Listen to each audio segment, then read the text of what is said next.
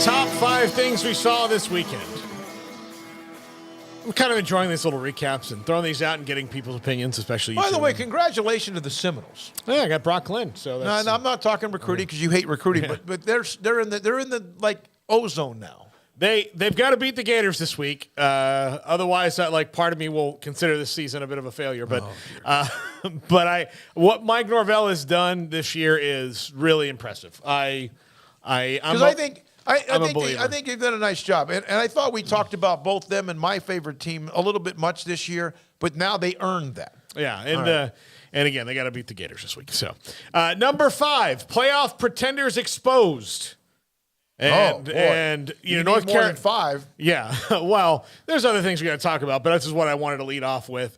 North Carolina and Tennessee, you're out of the discussion now. Tennessee, look, South Carolina is an improving team under Shane Beamer, and Spencer Rattler finally looked like the player that he was recruited to be at Oklahoma and expected to be. Had a fantastic game. You don't give up 63 points and make the playoff. I'm sorry. SEC Shorts was hilarious about it this week, by the way, too. And North Carolina, I'm sorry, you can't lose to Georgia Tech and be considered ready to go. Now, they've got a lot of potential moving down the line. North Carolina does, especially with Drake May coming back. But, man, how disappointing it has to be for those two fan bases this week. Yeah, I mean, on the one thing, on the North Carolina side of things, Drake May, I guess, maybe reading newspaper clippings, starting to read those mock drafts. I don't know. I don't want to put all the blame on him per se, but he did not have a good night. They were down 17-0, they were up 17-0. Y'all realize that? Yes. They were up 17-0. So I don't know about reading headlines, but maybe he got comfortable. Well, yeah. I mean, it's just. I'm saying read headlines in terms of he did not have a good game. Right. I mean, they were up 17-0, and they didn't score after that. So blanked in the second half. Scored 21-0 from the second quarter on, and just not what you'd expect, man. Not the performance that you'd expect. Not the stat line that you'd expect from May. Not the. Just not going to get it done, and a brutal way for North Carolina to lose that game. So yeah, that was awful. And then Tennessee, I mean, Hendon Hooker, that injury was, obviously just the worst thing in the world that you hate to see that after the great year that he's had. So I mean, part of me with Tennessee fans getting as blistery as they got the last few weeks, part of me's kind of like, gotcha. But at the same time, they were having a terrific run. No, I'm saying just the evil part of me, but no, at the same time, I was like, not over the injury. I'm saying the loss, not cheering the injury. But Josh Downs, going back to that North Carolina, I mean, that was brutal stuff. Yeah, that was a 12-play, 58-yard drive, and took 5 minutes off the clock, and he catches it. It's over. There was time left, but you catch the pass, and you take the lead, and a good receiver, one of the better receivers in college football dropped it. It was right there at his fingertips. Number 4. By the way, no, go ahead. Number 4, Heisman candidate shakeup. Right now, I think Caleb Williams is probably shot to the top of that. C.J. Stroud's still in there, and I do think that we got to put Max Duggan in my top 3. I'll do the top 5 on this tomorrow, actually. Tip of the cap to Roger Dodger, who called me out on not having Caleb Williams last week, but it's a week-to-week thing, and dropping Drake May and Hendon Hooker down because of those losses was what I would do. Because I'm trying to look at the whole season, and in the biggest moment, Caleb Williams stepped up big. Now, look, they've got to beat Notre Dame this week, and then they've got to probably go play Oregon in the Big 12 or the Pac-12 title game. So that's going to go a long way for him, and we'll see what C.J. Stroud does this weekend. We'll see what Max Duggan does over the next 2 games that he plays to do this. Corum looks like he's going to be out, which really sucks for him. Although, if he's out and they lose, I might put him number 1 because who's the most valuable player to Michigan? I don't know. He's been fantastic. So, but that's certainly shaken up this week in a way maybe it hasn't happened in the last few years.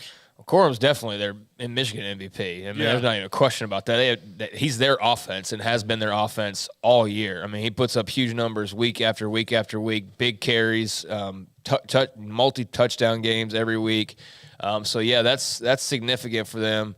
Y'all realize that was the second top 25 team USC has played? Yes. No, that's one of the things that Pat 40 on his 40-yard dash was discussing the up and down of the Heisman Trophy voting, and that's the one thing that's a con. And that's the thing with C.J. Stroud, too, is you look at who Ohio State's play. It's very similar to that. Now, granted, Michigan will flip that on its head, and USC's schedule these last couple weeks with Notre Dame and then probably Oregon. I mean, that will add. So that'll even itself out. But then I just say that because we started hearing about, like, put Caleb Williams in the front of the Heisman or put this guy. And it's like, look at their schedules. Like, that's part of the reason why maybe they're not. Now, on the other hand, it doesn't make any sense for why Max Duggan's not getting any love whatsoever because he has a far superior resume, to a Caleb Williams, for example, outside of like touchdowns and yardage and that kind of deal. But like I think it's silly that Max Duggan's getting basically no play, at least in the corners that I look. And there might be a person or two like, oh yeah, and Max Duggan, but it's always like trailing at the very end. It's never he's a favorite. It's never any of that. But yeah, there was a shakeup. Corum obviously not being a part of the stretch run potentially is going to be huge. Williams and Stroud's competition ramping up will be big. But yeah, give Max Duggan some love, man. Let me tell you something. And Craig knows this. There's an email chain on something we are a part of. And Bijan Robinson was amazing, and no question about that. But it's I responded to one of them. I said, I just want to make sure everyone understands what we saw from Max Duggan. And it wasn't to get him the award or anything like that this week. It was he put a team on his back and led them to come from behind to keep alive their championship hopes in the Big 12 and maybe deeper. I know we got to move, but I hope when they talk on the playoff show tomorrow, I don't want to hear them, well, TCU had to come from behind again. I want them to also list off the players they were missing on offense because they were not 100% full health strength by any stretch of the imagination either, but I don't know if that'll get brought up or noticed. Yeah.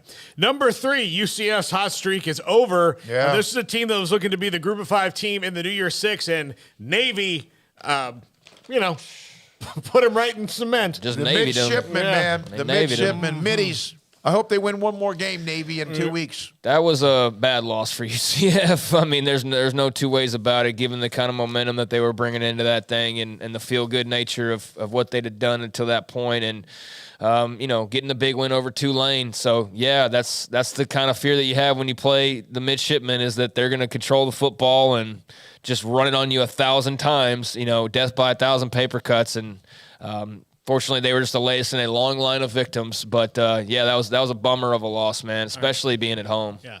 Number 2, Clemson and USC have a shot. Now, this will be an interesting, and I think it'd probably be USC over Clemson. If Clemson wins the next 2 weeks, they would have beaten a 7-win South Carolina team, and then they would have beaten a 9 or 10 win, depending on how North Carolina fares against NC State this weekend, North Carolina team.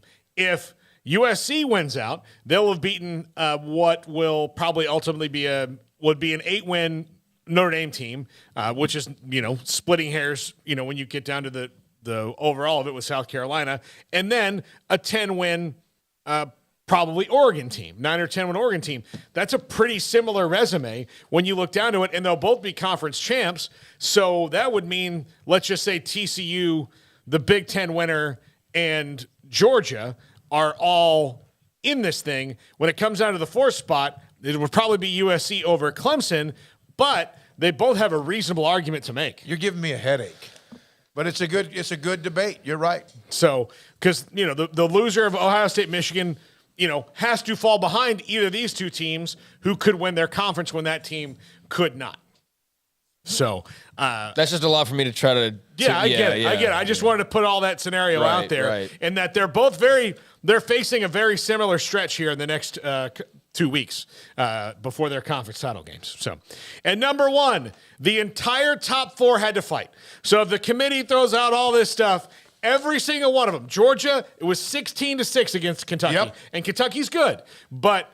They had to fight. That was not they're in control of this game, and if something bad happens, they can withstand it. They could have made 2 mistakes, and that game is flipped just like that. Ohio State needed that fumble at the end of the game to really close it out, 42-30, not at all indicative of how that game went back and forth between them and a very much improved Maryland team under Mike Locksley. People need to start talking about him and what he's doing there.